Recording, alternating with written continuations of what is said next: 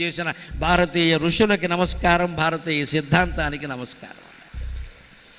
అంచేత మన మనస్సును నిగ్రహించడం మనకి చేతనవ్వాలంటే మనం దాన్ని గమనించాలంటే ఏకాంతంగానే ఉండాలి.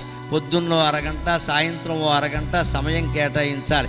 మన ఇంట్లోనే మనకు కాస్త అనుకూలంగా ఉండే చోట కూర్చోవాలి, తలుపు వేసేయాలి, గడి వేసేయాలి, ఎవరిని రావద్దని చెప్పాలి, ఫోన్ అలారం పెట్టుకోవాలి, ఫోన్ కట్టేసి అలారం పెట్టుకోవాలి.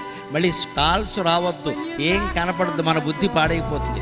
ఫోన్ కట్టేసి అలారం పెట్టుకోవాలి. పెట్టుకుని అది సరిగ్గా అలారం అలా మోగి మనకి వినపడే వరకు మానకుండా మన మనస్సుని మనం గమనించే ప్రయత్నం చేస్తే మీరు చేసి చూడండి. అరగంటలో కనీసం అర నిమిషమైనా మనస్సు ఆగడాన్ని మీరు ప్రత్యక్షంగా చూస్తారండి. మీరు ప్రత్యక్షంగా చూస్తారు, అనుమానమే లేదు. ఇక్కడ అక్కడి నుంచి ఆ అర నిమిషం పెంచాలని మీకే అనిపిస్తుంది. ఆ అర నిమిషం అరగంటగా మారింది అంటే మీరు ప్రతి ఒక్కరూ ఒక ఆచార్య స్వామి అయినట్టే, ఒక బాలయోగి అయినట్టే. ఇక్కడికి దగ్గరగా ఉన్న స్వర్ణలక్ష్మి ఆలయం ఉందే, అక్కడ మహాయోగి